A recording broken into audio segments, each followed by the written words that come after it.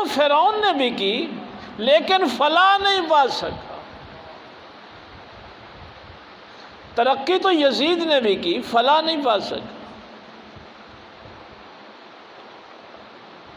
قد افلح المؤمنون، اس کے شان نزول تو کئی مفسرین نے لکھے، لیکن آج میں وہ شان نزول جو عام بیان نہیں کیا جاتا، اس میں پھر علماء کا کچھ سند کے اعتبار سے اختلاف بھی ہو جاتا ہے۔ واقعہ آپ نے سنا ہوا ہے کہ سرکار مولا کائنات سرکار علی المرتضیٰ کرم اللہ وجہ الکریم، آپ کی جب ولادت ہوئی تو آپ آنکھیں نہیں کھولتے تھے۔ مشہور واقعہ ہے، تمام علماء اس کو بیان کرتے ہیں۔ تو جب آپ کی والدہ محترمہ فاطمہ بنت اسد نے، اس بی بی کا شاید آپ کو تعارف نہیں ہے، یہ عورتوں میں سے واحد عورت ہے کہ جن کی قبر مبارک جب کھودی گئی تو میرے پاک پیغمبر صلی اللہ علیہ وسلم پہلے قبر میں لیٹے تھے اور کہا تھا، مولا تو جانتا ہے کہ یہ میری سگی ماں تو نہیں تھی، میری چچی تھی، لیکن اپنے بچوں سے بچا کر خوراک میرے لیے رکھتی تھی۔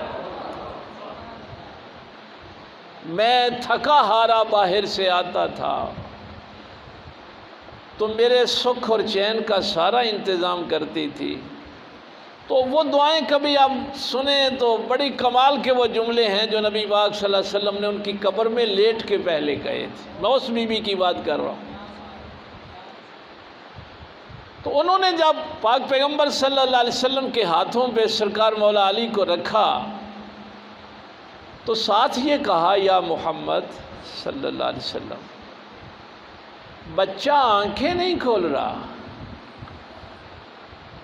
تو ایک روایت میں یہ بھی ہے کہ ماں نے کہا کہ بچہ آنکھیں نہیں کھول رہا، تو سرکار مولا علی کی زبان سے یہ آیت جاری ہوئی، قد افلح المؤمنون۔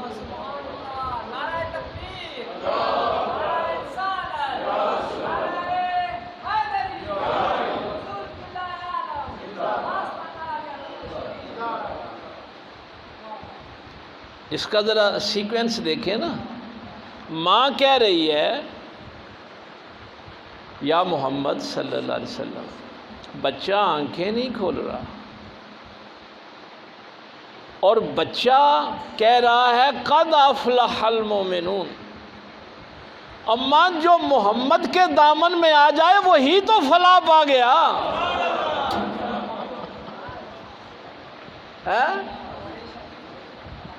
اسی لیے میں نے پہلے کہا تھا کہ بے ادبوں کے لیے میری تقریر نہیں ہوتی، اور یہ جملہ سن کے بھی جس کی زبان سے سبحان اللہ نہ نکلے، اس سے بڑا بے ادب اور کون ہو سکتا ہے؟ بے عرفانہ کیا ہو سکتا ہے کہ اماں ایک تو محمد کے ہاتھوں میں دے رہی ہے، اور ان ہاتھوں میں جو آ جائے بھلا وہ بھی ناکام رہتا ہے۔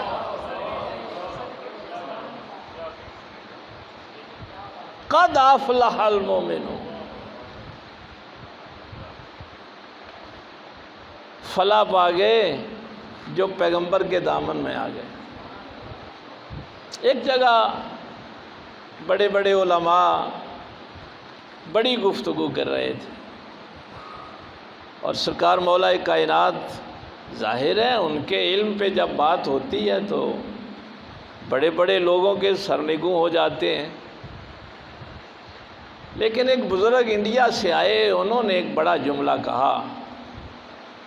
انہوں نے کہا کہ یہاں بڑے خطاب ہوئے اور لوگوں نے کہا کہ علی کے علم کو کوئی بیان نہیں کر سکتا، بلکہ ہمارے یہ افغانستان کے ایک بڑے محقق گزرے ہیں، انہوں نے تو، بلکہ علی شریعتی نے بھی جو عراق کے ہیں، انہوں نے کہا تھا کہ علی کی تو خاموشی بیان نہیں ہو سکی، اس کے کلام کو کوئی کیا بیان کرے۔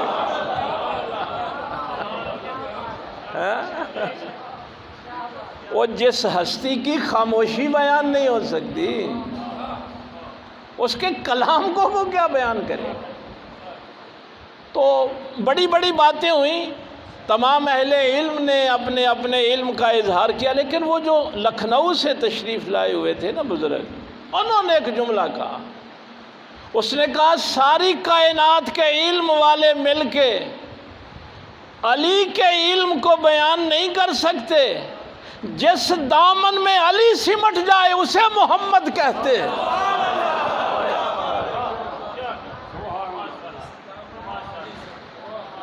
جس دامن میں علی سمٹ جائے اسے محمد کہتے ہیں۔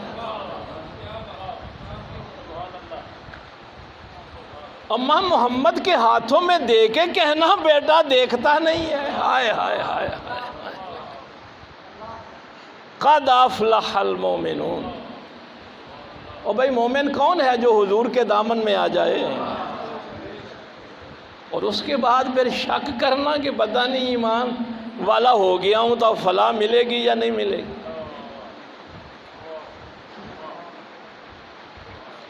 اگر ہم اس کو گرامر میں دیکھیں نا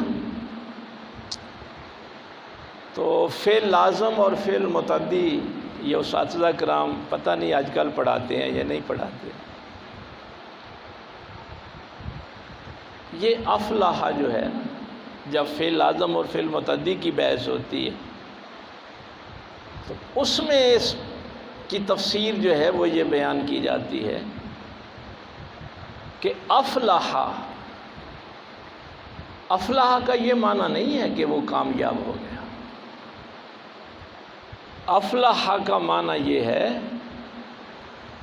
کہ پیغمبر کے دامن سے وابستہ ہو کے خود بھی کامیاب ہوا اور لوگوں کو بھی کامیاب کر دیا۔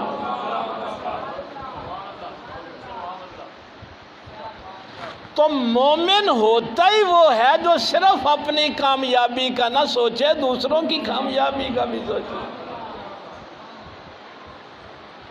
اور بھائی یہی حضرت صاحب قبلہ کا آپ سے تعلق ہے نا کہ انہوں نے کوشش کی کہ میرا سارا علاقہ کامیاب ہو جائے۔ ترقی والا کہتا ہے صرف میں کامیاب ہو جاؤں، کوئی اور کامیاب دیکھے نا تو اسے حسد کرنا شروع کر دیتا ہے۔ لیکن فلاح والا کہتا ہے کہ میں اگر کامیاب ہوا ہوں تو دوسرے بھی کامیاب ہوں، مجھے اللہ رسول کا قرب ملا ہے تو اوروں کو بھی مل جائے۔ آگے یہ 5 آیات کا ملتا ہے کہ یہ 5 آیات تلاوت کی سرکار مولا علی۔ الذین فی صلاتہم خاشعون، صرف نماز کی بات نہیں کی، نماز کی کیفیت کی بھی بات کی۔ جو نبی کے دامن میں آ گیا اب وہ نماز صرف نہیں پڑھتا، محبت سے نماز پڑھتا ہے، عشق سے نماز پڑھتا ہے، خشیت و خوف الہی میں نماز پڑھتا ہے۔ صرف یہ نہیں کہا کہ وہ نمازی ہے، نماز کی کیفیت بیان کی۔ اسی لیے تو لوگ مرنے کو تو کامیابی نہیں سمجھتے۔ کوئی ہے ایسا انسان جو مرنے کو کامیابی سمجھتا؟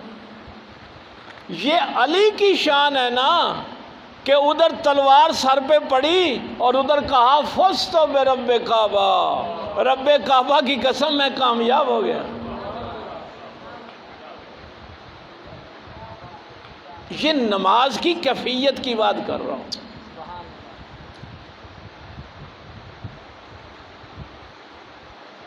بس حضرت صاحب قبلہ کا ایک جملہ آپ کو عرض کروں، بزرگان دین نے اس کو بیان کیا ہے، سینہ بسینہ یہ بات چلتی آ رہی ہے۔ اکثر ہوتا ہے نا کہنے ہیں نا خیالاں والی نماز، ادھر ادھر توجہ، خشیت اور خوف اور محبت اور عشق والی نہیں پڑھی جاتی۔